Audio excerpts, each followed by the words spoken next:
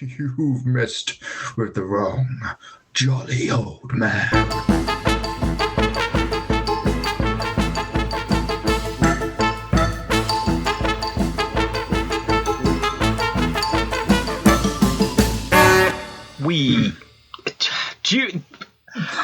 Straight away, I didn't even get the first word out, and you ruined the podcast.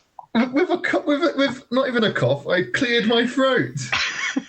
I'm so sorry, Kyle. Next time I will just choke on my own phlegm, I guess. Thank you. Anything else you want to sneeze or? No, I'm good. We set the winter scene. We have a jolly choice. We must decide on the correct Christmas answer. I'm Crimbo Kyle. And I'm Ho Nathan. And this is the Christmas special of If You Had To, though. Wow, that intro took us about 100 tries, didn't it, Nathan? What are you talking about? It was just instinctive. I felt the Christmas spirit pass through me. It's so hard to, like, something you say all the time, like every time we do the podcast, but then to change just adding one word into each sentence makes it so much harder. I just found out today that Kyle just remembers the line. I thought you had a script, but you just remember it. Like you're a man with a functioning memory. Somehow. But for this intro, I had to write it down because otherwise I couldn't remember our own intro. Merry Christmas, Nathan. Indeed, is the winter tidings, Kyle. It certainly is. We are not recording this mid-June. No, we are not. I can promise all of you out there, so help me God if I'm lying, may God strike Kyle down immediately. Yeah. God's a big part of Christmas, right? Or is that Jesus? I think they're related somehow. It's God, Jesus, and the Holy Spirit. I think they're cousins. I think the Holy Spirit is Jesus' clone. Okay, and how does Father Christmas fit in? He's their mortal enemy. I thought he was the good guy. Yes, but... So you're saying Jesus and the Holy Spirit are the bad guys? Wait, hold on. I think I've made a mistake here. Official first fact of the episode. According to Nathan, Jesus and the Holy Spirit are the enemies of Christmas. Yep, there's no way out of this. I'm just going to have to agree with that. Yep. Yeah, let's hope there's not super religious people listening to this because we blasphemed. I don't think. I'm trying to think. Is there any relation between Christmas and Christ? I don't think there is there? Christ mouse. What mice? Yeah, there might be mice involved, yes. Oh, like in the poem, night before Christmas, all through the house, no one was stirring except for a mouse. Oh, you were thinking of a different thing. I was thinking of the three blind mice. Ah, see how they run. What a horrible nursery rhyme. Who came up with the idea of three blind mice and then someone cutting their tails off with a carving knife? That's horrible. See how they run. See how they run as I chase them with my carving knife. Look, they can't even see where they're running. They just ran into that wall. They knock themselves out, and then just to mess with them even further, you cut their tails off. Like, nursery rhymes are sick. They are disgusting, yeah. Humpty Dumpty fell off a wall and broke himself into a million pieces. And they're either, depending on how you're imagining this, like, at no point in that nursery rhyme does it describe Humpty Dumpty as an egg. But everyone knows he's an egg. We all imagine him as an egg because no, I think the nursery rhyme was about a man who falls off a wall and his skull breaks open and people try and put him back together. But that image was too disturbing. So every time people have thought about it, we've had to turn it into an egg because it's the only way you can cope with that imagery. We're desensitizing ourselves to violence by imagining an egg. It's a huge trauma we all had as children, and we've had to block out the memory and create a new memory of it being an egg. Wow, there you go. Some hard-hitting truths on this jolly Christmas special. How evil nursery rhymes are. And how we've blocked it all out. So the premise of this show, I'm not going to do Christmas words in this. The premise of this show is that we create scenarios for each show. The presence of this show. Oh. The presence of this show is that we Christmas sausage scenario. The essence of this show is that we Christmas.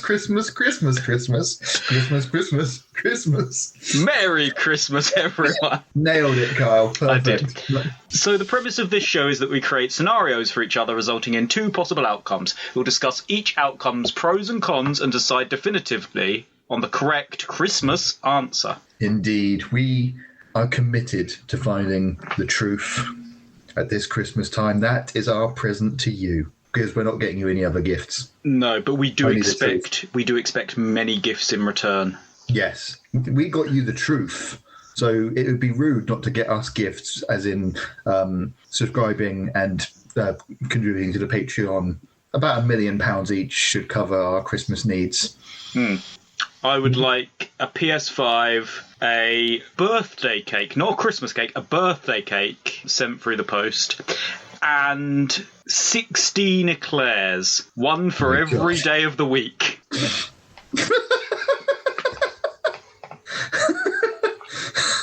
And I would like to redefine how many days in a week there are. That's my Christmas list for the listeners anyway, Nathan. Fantastic.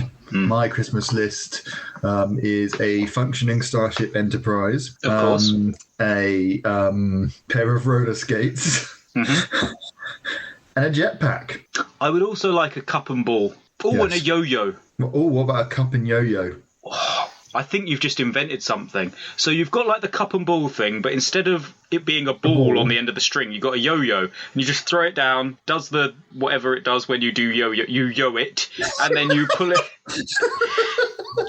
Whatever strange witchcraft occurs when you throw a yo-yo, when it bends space and time.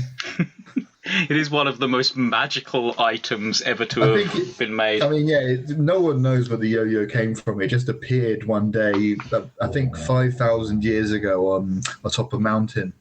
What was it doing up there? Obviously you do it over the... Was it a really long piece of string? It went down the entire length of the mountain. Slinky. No, I'm thinking of the Slinky. The Slinky had to climb down the mountain. Okay, we're not talking about Slinkies. We're talking about yo-yos, Nathan. For fuck's sake. You're right. I'm such a fool. You've ruined the podcast. Oh, no. It was all going so well until then. We talked about the crime of nursery rhymes. How God, Christ, and the Holy Spirit are the mortal enemies of Santa Claus. And Christmas itself. Yeah, we were doing so well, and you had to ruin it. Anyway, this week, Nathan, this week has obviously been Christmas week. It has been. It has definitely been. It's not June. It's definitely not June. It's definitely not a bright sunny day. It is snowing. It is pouring with snow outside. Yes, pouring with snow. That is the proper term. It is drizzling with snow. A light shower of snow fell outside as Nathan lay tucked up snugly in his bed, dreaming of candy canes, gingerbread men, and burning children. Oh. You were just like warming your hands against their flaming corpses. Yeah, like gentle roasting on an open fire. Christmassy. All the Christmas imagery. Exactly. When suddenly you heard a scritching and a scratching coming from the roof. You open your eyes, look up at the ceiling. Could it possibly be Santa Claus is here? I get my shotgun. I look out the window. Do I see it? Do I see him? You see seaweed dangling down from the window. This is unexpected. Suddenly, the roof is torn off, and standing before you in all his demonic glory... Oh no, wait. No! Is the one... We're done. The only... No. The Krampus. No! I thought it was done. I thought we were done. Nathan... Again, I have returned on Christmas night to punish you. Christmas night or Christmas Eve? I mean, it's semantics. It does not matter. The only thing that I've lost my train of thought now. Well, why don't you come back when you're ready? I'll be here. I'll be waiting. Yes, I think I'd better. And he turned around and, flew back off, and everything was fine. That was a lucky one. Except about 10 minutes into his return home, he realised that he had been duped and obviously grew bat wings and flew back to your roofless house. Ah, well, yes. Nice to see you again. Did you forget something? Nathan, this year you have been the most evil that you have ever been. You would think that after all of the tortures I've put you through, you would have learned your lesson by now. But still... Yeah, I really thought I had as well. Still, you continue to litter. Well, I mean, I was on the one side of the street and the bin was on the other side of the street. I would have had to cross the road. You get it. No, I do not get it. I would have walked across the road. I would have put the recycling in the recycling bin. Not even in a real bin, in a recycling bin, because I recycle. I do not just litter. I do not put things in bins. I recycle everything. I don't think you can. I don't think it's environmentally sound to recycle everything, Mr. Krampus. Not everything is recyclable. How dare you speak back to the Krampus? I'm so sorry. Please forgive me. I shall not forgive you for your littering evil ways and non-recycling ways. I promise to recycle from now on. I'll separate the plastics and the cardboards. And the food waste. Oh, the food waste goes inside me. So he takes out a chainsaw and starts revving it. I'm very familiar with the process now. I've already taken off my trousers and presented myself ready. Good. Then he also takes from behind him his big black sack. What a big fat sack you've got there, Mr. Why, thank you. All the better for torturing you with, my dear. Oh, no. And you do see that the big black sack is writhing. There's definitely something inside. Ah. Now, you know the process. I give you a choice, as it is Christmas after all, or possibly Christmas Eve. Which torture would you prefer? Torture number 1. I will use this chainsaw to split you in twine, crotch upwards. Ooh, okay. Or I can unleash this sack of deadly piranhas to eat away your flesh until you are dead. Either way, you will die. But I'll bring you back, obviously, because it's Christmas. I raise a hand with a little finger up. Yes. Wouldn't the deadly piranhas all be dead? They are supernatural, magical, deadly piranhas from a fantasy realm. So fuck you. Damn it. Okay, I just wanted to make sure that it wasn't just a sack filled of dead piranhas. I mean, that would be pretty.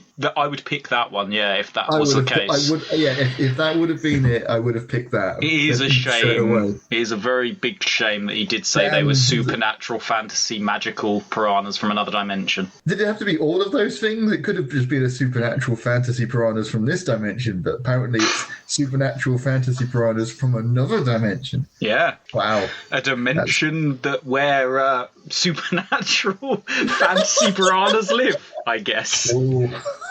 Oh yes, that dimension, of course. Everyone knows of it. So I'm either. You either feel the excruciating pain of being chainsawed right down the middle, but upwards. starting from the crotch. Yes. Yeah. Or a sack filled of fantasy killer piranhas is thrown at me. Am I thrown into the sack? I'm not really following the protocol here. He didn't really give you any further. Is he going to fill my room with piranhas, or is he going to throw me into a sack filled with piranhas? I mean, these are supernatural fantasy flying piranhas from another dimension, so possibly they can fly too. Who knows? Oh, yes, I did not think that through, yes. So either I'm eaten alive by a bunch of horrific monster piranhas, or chainsawed in half from a delicate area. Yes. I see. Merry Christmas, everyone. He did say he'd put me back together again afterwards, right? He did, with the full knowledge of everything that had happened, all the pains that you had experienced. Full memories. Yeah. Oh, yeah. So that's a good thing to discuss. Mm-hmm. I would either remember a chainsaw entering and exiting. Yes. Or I would remember piranhas biting at me. And I don't know, would they start with my face? Or would they start with the rest of my body and then work their way up to my face and my brain? Probably save your brain for last to just let you remember every single second of torture. Yeah. So it would be like when you're beheaded at a public execution. You can see the eyes and the head still moving around. I'll still be conscious for a little while, even after they've ate the rest of my body. I mean, I'll take your word for it. I personally haven't been to any of these public executions that you seem so privy to, but... Well, yeah, I've been to a few, especially the ones where they chainsaw people in half. Their eyes also roll around for a minute, but they get to look at the other half of their body. I see. I mean, for a brief moment, when you're chainsawed in half, you have two separate personalities and consciousnesses. I see. Nailed it. You do have some very interesting weekends. So either way, I would get to witness my own death. You would. Whew. I mean, I would have to say, I was trying to think which one is more painful. Either way, I'm going to have extreme pain in the nether regions, because I imagine the piranhas would get to that as well. Oh, yes, they'll get around to everything, yeah. Whereas being chainsawed in half, I'm only getting chainsawed right through the middle. Yes. The rest of me is okay, comparatively speaking. Comparatively, I guess, yeah. You seem to be taking a lot longer than usual over this one, Nathan. I mean, it's a unique choice, Kyle. I think, though, comparatively, being eaten alive by piranhas, they would consume every single part of me. They would, yes. Every single molecule of my being would be consumed by these fantasy monster supernatural fantasy piranhas from another dimension. What are you not getting here, Nathan? It's just, you're not saying it in a catchy enough way, Kyle. If it was to the theme of Teenage Mutant Ninja Turtles, it would be in there immediately. Supernatural fantasy piranhas. Exactly. Now I'll never forget. From another dimension. Piranha power! Yeah, I don't like the piranha power. But yes, I would see them eat every part of me. Whereas the chainsaw would be quicker. It would. You take a look at the chainsaw. It's very rusty looking. I might get so maybe I die of an infection before it chainsaws me in half. Yeah, very unlikely you'd die instantly. I mean, he's going to take his time over it, chainsawing it. So that was going to be the main point I was going to make my decision over. But since now the Krampus has told me I'm going to take my time with it. It's going to be like, like when you're trying to chainsaw a tree and you get stuck in the middle. Yeah, if he gets caught on a bit of bone or something. It will be before he gets to my heart. So before he's completely murdered me, it will be in my rib cage. Oh yeah, I'll have to hack through it a little bit. See, that actually made me reconsider, because I was going to choose the chainsaw, but the piranhas presumably will not eat my bones. The piranhas will not eat your bones, no. They're, supernatural fantasy piranhas from another dimension. They don't like the taste of bones. They love flesh, they love blood, they love organs, but bones, they love eyeballs. Oh, they go mad for eyeballs. That would be the last thing I would see, is them launching at my eyeballs. Little teeth biting through your eyes. Oh, Merry Christmas, everyone. Oh, this is tricky. I was going to go with the chainsaw, but now that we've introduced the element of it being stuck in my rib cage, but then the piranhas would eat my face. They would. Bite through your lips, through your cheeks, through your ears. I'm going to have to go with the chainsaw. It just feels like it's going to be the quicker, least painful of these two things, somehow. I say this with no conviction. Tears streaming down my face. The Krampus tosses the piranhas into the road. Okay, do I just hear lots of screams? And many screams from people below. I hear a small child going, What is this? What's happening? He ate my dog. Yeah, a guy has just realised the true meaning of Christmas. He's running through the town saying, "Merry Christmas, everyone! Merry Christmas!" Nathan's house, and then a bag of piranhas falls on his head. You, boy, what day is this? Why, it's Christmas. Ah! Fetch me the largest turk. Ah! Well, I unfortunately will not hear the screams of terror from my street because I am being chainsawed. Well, the Krampus holds the chainsaw up before you, revs it a few times, his huge, shiny white teeth glinting as he smiles at you. And then he stops, puts the chainsaw away. Nathan, this was a test. It was a test? He starts clapping his claws together. I nervously clap as well. You see, I actually love littering and have never recycled a day in my life. Okay. And in a puff of smoke, he is gone. Right. So I'm in my flat. The roof has been ripped off my building. Yeah. I imagine that I didn't want to ruin my clothes when he said he was going to chainsaw me from upwards, so I've stripped naked. Oh yes, and you've probably wet yourself from the fear. That's what I was going to mention. Yeah. The several bodily functions have occurred all at once. But it was just a friendly little jape. Oh yeah, so friendly. I'm so relieved, Kyle, that I cry for many, many hours. And it was the best Christmas he ever had. Wow, what a heartwarming tale. That was a heartwarming tale. And people know if they're ever in that situation and it's for real, they should go for the chainsaw. Yes, because it's most likely a test. Yeah. That isn't going to psychologically scar you forever. Just a test. It's fine. Everything's fine. So, I've survived the Krampus this year, Kyle. You have. I'm very proud of you, Nathan. It's a heartwarming Christmas tale that I'm sure... After 3 years of the Krampus visiting me, each year telling me that because I've been evil this year, he's had to punish me. Yeah. I finally learned my lesson. All you had to do was litter and not recycle. Exactly, Kyle. That is the message I want everyone out there to buy into. The secret to avoiding eternal damnation is littering and not recycling. That's a message that me and Kyle both support 100%. We do. Guaranteed. Well, it's a fact. It is fact 3 for the episode. And you know that our facts are 100% factual and never wrong. They've been verified in 100% factual magazine. Magazine? Just one copy was printed.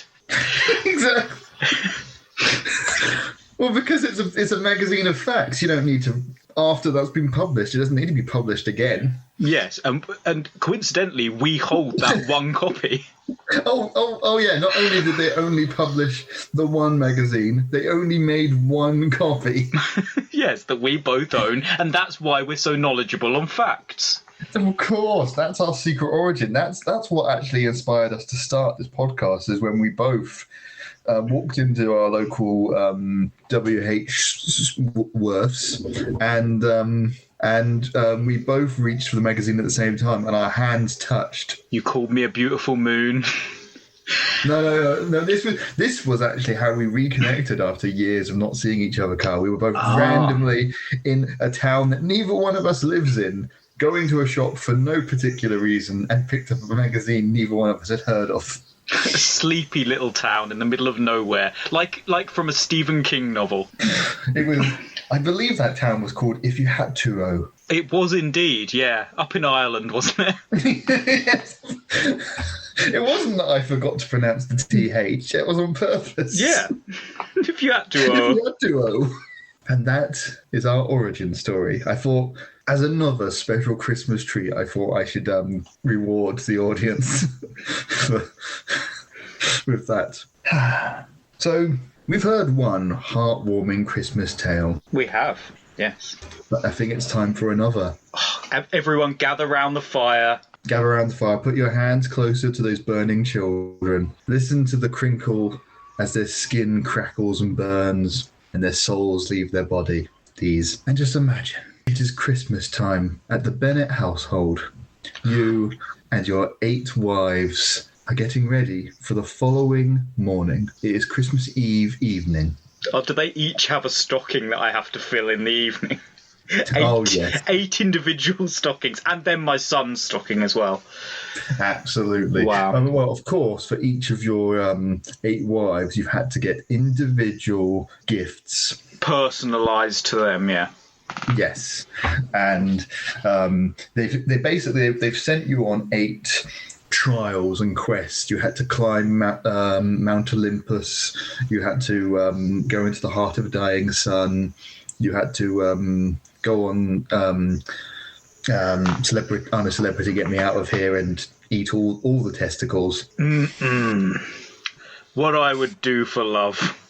Exactly. And what you have done. And so you have done these things. You've got these 8 gifts. Your wives are happy as they've ever been. But you've just remembered. You've spent so much time getting your 8 wives the perfect gifts. You've forgotten to get your creepy psychic son, Jeffrey, the present he's been asking for all year. Oh, shit.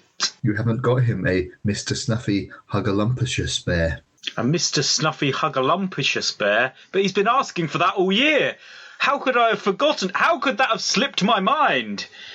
You foolish fool. So obviously you immediately run to the internet to see if you can find anywhere that they can sell it. eBay. No, not a single person. You run through the streets screaming.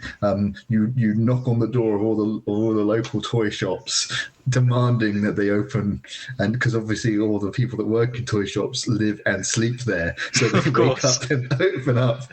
I run past your house, dodge a bag of piranhas as they fall. Then the toy shop owner opens a store, but he tells you they've sold out of Mr. Snuggy Huggalumpus bear. Oh, what am I going to do? Jeffrey's going to kill me. You stand in the middle of the street in despair. I drop to my knees, put my arms to the sky, lightning crashes. Exactly. No! It's a serious, somber moment, while in the background people run around with fantasy piranhas on their heads. Oh yeah, they're flying everywhere. Exactly. So you are sitting there, lying on the floor, thinking, what can I do? And suddenly you realise there's only one place you can go. Only one person you can turn to. Santa. Exactly. Saint Nick himself. So you trek to the North Pole, all the way to Santa's grotto. And you break into the workshop in the middle of the night. There's got to be one there somewhere, surely. You're in your little burglar's outfit, the little black leotard with the eyes cut out. Oh, yes, my big bag with swag written on it. Exactly. And it's all dark in here, and you're looking around with your little flashlight at all the toys. And then suddenly, the light switches on, and a chair swivels around. And Santa sits in that chair, a candy cane shotgun on his lap. I was expecting a white cat. No, he's stroking his white beard. Of course. I knew the day would come when someone would try to break into my workshop. You've messed with the wrong jolly old man. But please, Santa, I just wanted the perfect gift for my son. You should have thought about that before Christmas Eve, Kyle Bennett. He knows my name. You're on my list. The good list? Nobody gets to know. But you need something from me. As it turns out, I need something from you. Anything, Mr. Claus. I have some tasks that need doing. Things that my elves simply can't do. I give him a very quizzical look. He stands up and starts walking around the room. You see, last year, some of my elves accidentally packaged up some genuine Christmas magic instead of the old wooden crap that we give out to the children. Oh, you mean Yo-Yo and Cup? Yes, I know. You love the Yo-Yo and Cup we got you last Christmas. You can throw it down an entire mountain. Just like a slinky. I know. We were very proud of ourselves when we invented Yo-Yo and Cup. If I might say, one of your best inventions, sir. Well, but unfortunately last year, we didn't just give out little wooden pieces of shit like that. We also unleashed some real, genuine, wild Christmas magic out into the world. And I don't need to tell you just how dangerous and world-ending Christmas magic could be. I see. And so we need to resolve it before this Christmas. Otherwise, Christmas is cancelled. You can't cancel Christmas. What about Tiny Tim? You don't tell me what I can and can't do at Christmas. I am Christmas. You certainly are, sir. What can we do? What can we do to save Christmas? You see, last year, this Christmas magic got out into the wild. A young boy now has a talking snowman as his best friend, while a young girl has a large stuffed bear joining in her tea parties. And he rubs his beard, and this simply won't do. That much Christmas magic is dangerous. And he hands you his candy cane shotgun. I need you to go deal with one of them. This will take the Christmas magic away. And so either, Kyle, you must turn a living snowman or a magical teddy bear back into inanimate objects, robbing that small child of the Christmas magic just before Christmas. Just before Christmas, and I do this using a candy cane shotgun. Yes. Oh. You must either shoot a snowman or a teddy bear, robbing them of the magic of life. Okay. Now, I think I need a little bit more background on these children. Are these good children? Oh, no. They're both terrible little shits. Oh, that makes me feel a little bit better about doing it then. The young boy is a little bully who used to pull girls' pigtails. Some say he was only a bully because both his parents were murdered by a psychotic bald man. But I think I might know him, actually, yeah. But that's no excuse. I mean, he's 8 years old. He should know better. He should. Whereas young Jenny, well, she likes to stay up late at night eating chocolates even after her parents have told her to go to bed. So Disgusting. Obviously she deserves for her teddy bear to be murdered. Okay. God, I hate children so much, Santa says. So, of course, after Santa told me how much he despises children, I had to go away and think about which one of these children. You get to borrow his sleigh, and you get to go visit one of these children with the candy cane shotgun, and obviously you must execute one of these magical, mystical creatures. I must. Now, I'm going to see the light leave the eyes of either a living teddy bear or a living snowman. And of course the child will see it as well. They'll be running around playing with them. It will either be the scene in the snowman where a young boy is putting clothes on and flying around with a snowman, and you have to fly on down and shoot the snowman, or it will be a little girl's tea party and you have to kick the door down and then shoot the teddy bear. Either way, a small child will witness you come out of nowhere and shoot someone with a shotgun. Yes, but in return, I will get the teddy bear I need to make my own son much happier. Yes, and as we all know, the creepy psychic son, Jeffrey, when he's not happy, well, the walls start to scream. Yes, he has been known to destroy many universes in the past. Yes. So you have a choice to make, Kyle. You have to destroy one child's Christmas. you have to kill a previously unalive creature that has now been imbued with life. Return it to what it used to be: inert, lifeless, soulless. Now, I guess that the snowman, because it's imbued with the magical energy, it wouldn't just melt naturally on its own, would it? No. It's been alive since last Christmas. Ah, I see. It's had a whole. Hold on. A ho. A whole Hallmark movie has happened over the past year, where a small town has been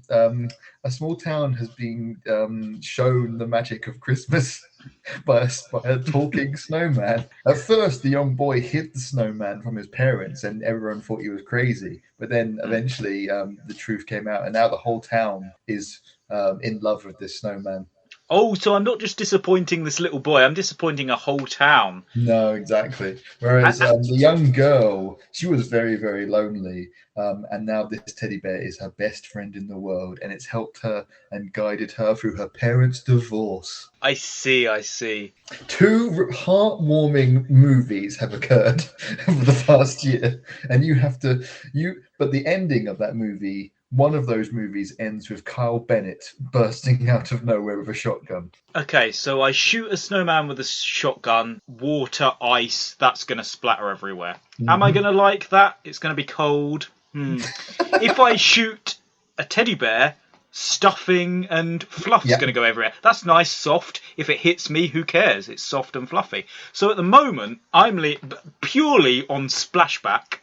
I am thinking about going for the bear. Ah, okay. So based purely off of the splashback formula. How it would affect me in those sorts of. And is that the only consideration, the only factor at work here?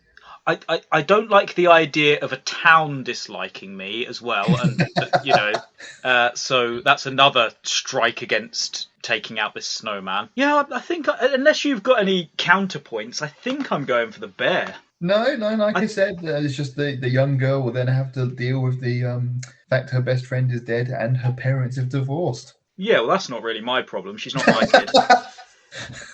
It sounds like you've made up your mind. I think I have, and I think again, Nathan, we've told 2 very heartwarming tales. Let's play out the ending of this beautiful Christmas tale. Jenny is in her room. Sitting across from her is Cuddles Cuddleston. No, I was trying to think of a stupid bear pun. Mary Berry. I mean, Mary Berry is always on TV. You have to really enunciate the A. Of course. So it's Jenny and her best friend, Mary Berry. Berry. Yes, you get it now. And they are having a nice, lovely tea party. And Mary has just finished telling Jenny, even if your parents split up, it doesn't mean they don't love you anymore. You'll always have a family, Jenny. Puts her soft hand on her shoulder. You're going to be all right. I kick in the door to her bedroom. I've already broken in, knocked out both of her parents. Absolutely. They were in the middle of a row. So they had just reconciled, the parents, and then you burst in, and then the father immediately assumes that you're having an affair with the wife and re-divorces her. And I didn't correct him. No. Because I like it when people assume that I'm, sleeping around. I think it makes me seem cool. So yeah, that's how you knock out the wife. You grab her and give her a kiss so sexy she passes out. And then the husband, he just left. He said, "Oh, yes. you clearly were." I must now abandon my family, and marches out the house. So that's them dealt with. I rushed up the stairs, kicked open her bedroom door, and cocked the candy cane shotgun. Jesus Christ. Are you Mary Berry? Who are you? Please, don't hurt Jenny. Anything but don't hurt Jenny. I wasn't going to hurt Jenny. What's happening? Don't worry, Jenny. Just close your eyes. It'll all be okay. It'll all be okay. As young Jenny cries, and Mary goes, please, Not in front of the child. Christmas is at stake, Kyle. If you pull out, Christmas is cancelled. I look into the kindly eyes of Mary Berry. Large black eyes, but even within that there is life, and there is like lights shining out. And I can see a soul. You see your own reflection in the eyes. You see a glimpse of what you look like. A terrifying looming figure with a candy cane shotgun. Please, what do you want? I want to save Christmas. And staring right into the bear's eyes, a small smile creeps across my face, and I unload Jenny, 8.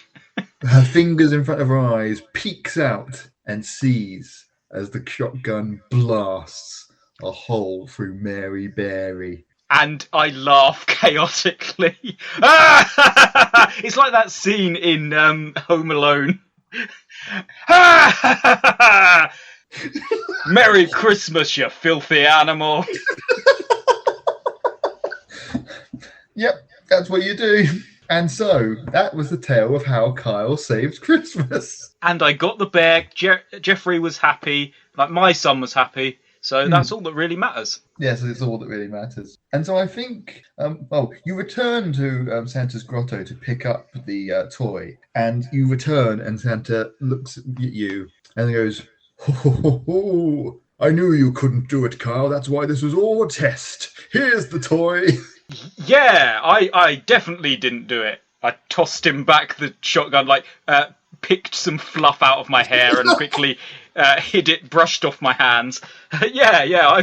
Clearly I wouldn't do anything like Of course that. You wouldn't. I don't hate children. I'm Santa Claus. Well, I don't need to give Jenny a Christmas present this year. Not seeing Mary Berry get shot is all the Christmas present she'll need. Beautiful. And I hear her parents have got back together. What heartwarming Christmas tales we've told. And isn't it interesting how there was a theme running through those? Both Santa and the Krampus were giving tests. Yes. And we both passed with flying colours. Exactly. A clear, concise theme, as if this was a well-written story. Yes. 2 well-written stories. Indeed. I think we've learned a valuable lesson here today. I don't know what that lesson is, but I think we've learned a valuable lesson. Hopefully I think the lesson is we should litter. We should litter, and we should possibly not kill magical childhood Christmas miracles. That doesn't sound right, does it? No. Also, do the magical fantasy piranhas count as magical Christmas creatures? I mean, at Christmas time. They were striped red and white like Santa's socks. And they are still out in the world. Like they are. They've been unleashed into the world. Yeah, they're not. They're way more powerful than our current ecosystem. So everyone and all the animals in the world are being eaten alive as we speak. So we've only got. It's basically like when you introduce a foreign species into an ecosystem. Within a year, the whole country is going to be overrun with fantasy magic piranhas. Yeah, it's like COVID times a billion. Oh, well, not another jolly theme to end on there. Merry Christmas, everybody. I hope you've enjoyed our fun-filled Christmas spectacular. What a cracking episode of the podcast we've told today. If you enjoyed... What a cracking episode by 2 mentally sound individuals who clearly love Christmas and the joy of Christmas. If you have enjoyed this Yuletide treat, then please follow and subscribe to this podcast on Patreon. You can find that at patreon.com/if you had to, though, for more Christmas cheer. And you can follow me on Twitter at Kyle M. Bennett. That's Kyle_M_Bennett with 2 N's and 2 T's for lots of Christmassy loveliness. And for a little bit less of Christmassy loveliness, you can follow me at N Wozniak Art. That's NWOZNIAKART. Ho ho ho. Ho ho ho indeed. Well, I'm going to sleep soundly tonight with no regrets over what's happened today. And I, for one, am most grateful at this Christmas time that I wasn't chainsawed in half from the rectum up. Beautiful sentiment to end on. This has been If You Had To, though. I have been a murderer and ruiner of Christmas. And my scrotum is fine.